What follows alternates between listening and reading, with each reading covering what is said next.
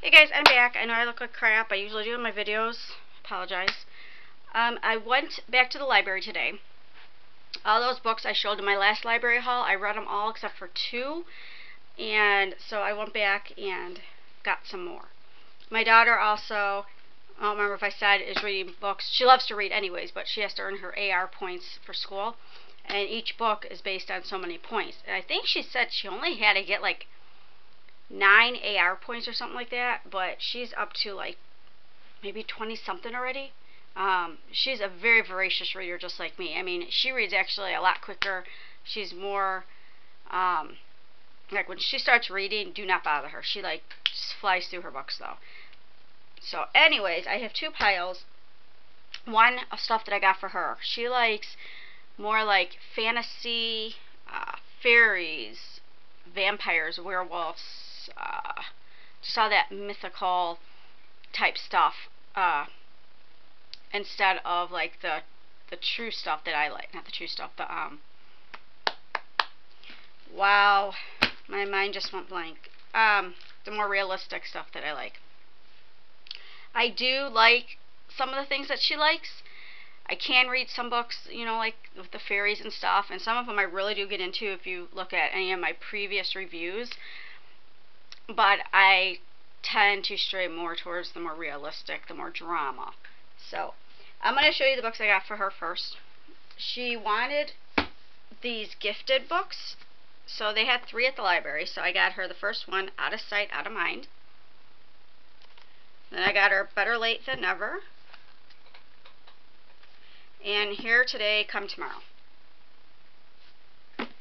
She really wants to read, she read, what is it, Once Bitten, Twice Shy, or whatever that one book is. Can't remember now. But there's a second one, Early to Die, Early to Rise, or something like that is the second one, and I can't find it anywhere. The library doesn't have it. None of the libraries in my area has it. And I'm not going to buy it because I haven't been working for 6 months. I just can't afford to do that right now. So anyway, the next one I got her is Mistwood by Leah Cypus. And this is about shifters. Oh, and these are by Marilyn Kay. The gifted ones are by Marilyn Kay. Then I got her Hex Hall by Rachel Hawkins. Very good book. The next one's out, which I need to get the next one and read that. My library did not have it. I actually go to 3 different libraries. I go to the Munster Library, which is the same distance as the Dyer Sherrill Library for me. Both of those, though, do not... Well, actually, the Dyer Sherrill one probably has a little bigger of a selection of YA books than the Munster one does. But the Munster one has better selection of movies, maybe? I don't know, now that I think about it. But the Central Library, that one's like 15, 20 minutes away. I used to live right over there now that we moved. But that one has much bigger selection, I mean, because it's a Central Library. So, but if I go online and I request a book, any books in the area, like Low, St. John, well, I guess people that aren't familiar with my area don't know, but anything in the system, in the community, in the area, even ones that aren't, they'll still lend books to the library, and then you actually get them longer if they're not actually in the same thingy. But yeah, I still couldn't find a couple of books I was looking for. I was very surprised. Then I got her The Summoning by Kelly Armstrong. Another one I liked, so she might like that one. Fallen by Lauren Kate. She did ask for that one. Wicked Lovely by Melissa Marr. And then I got her Siren by Trisha Rayburn. I have not read this one, but I might read this too because this sounds interesting. This says, this came out at the beginning of this year, I believe. No, this came out last year.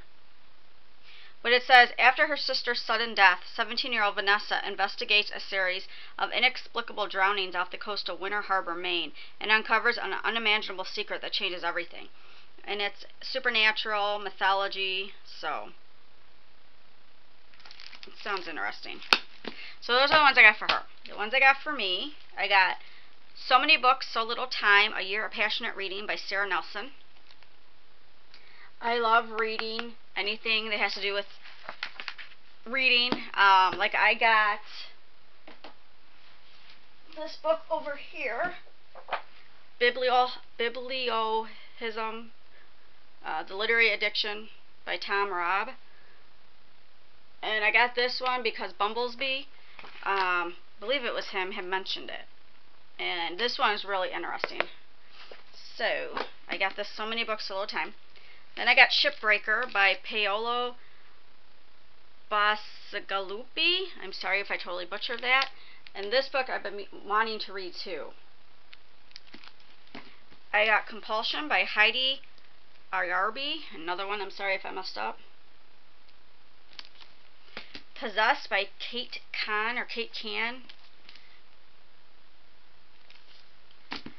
Slice of Cherry by Dia Reeves. I got rid of this book. I had this book and I got rid of it.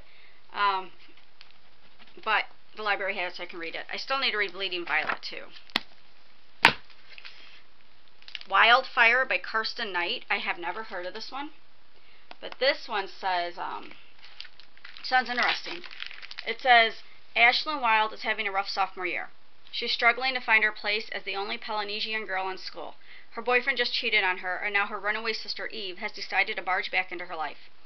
When Eve's violent behavior escalates and she does the unthinkable, Ash transfers to a remote private school nestled in California's redwoods, hoping to put the tragedy behind her.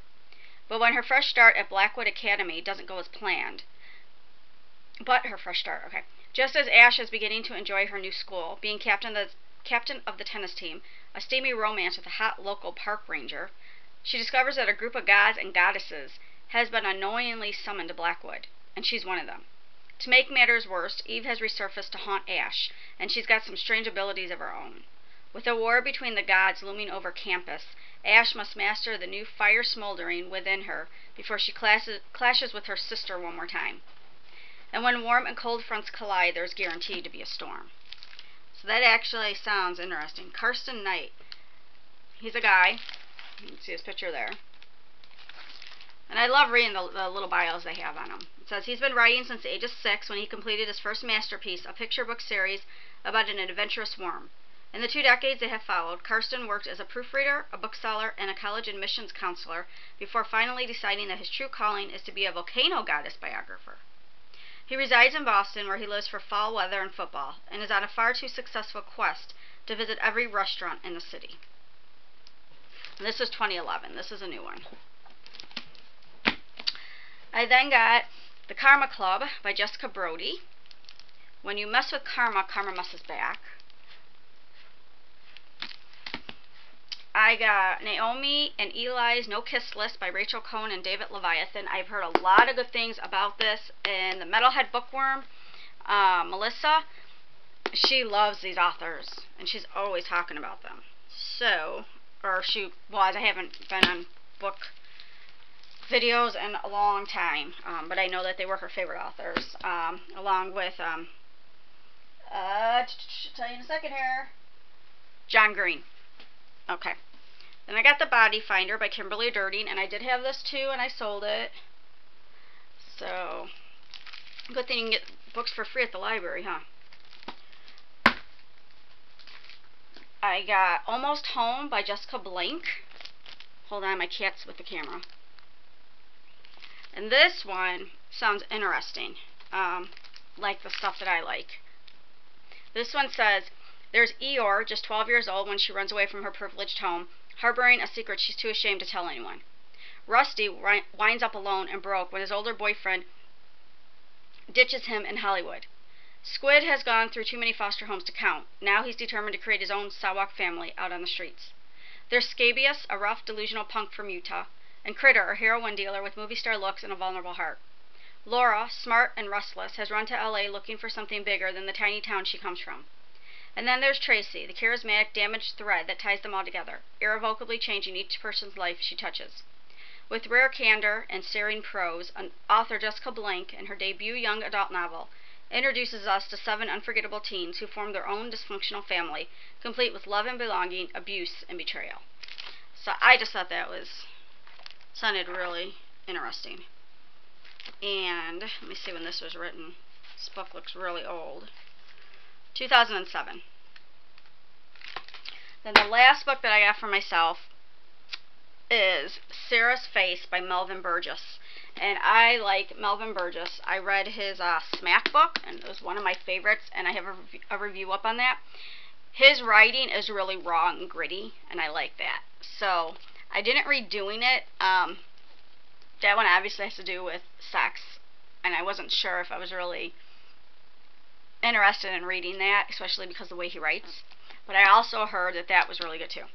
But yeah, Sarah's Face. And this obviously is about plastic surgery.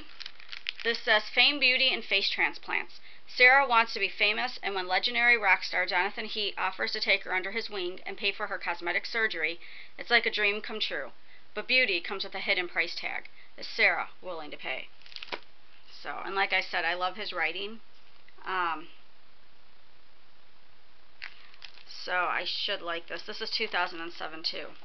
God, the pages are all yellowed, and this just looks so old. Gosh. Anyway, so that's what I got. I am in the process of reading The Last Good Place of Lily Adelon, or however you pronounce her last name.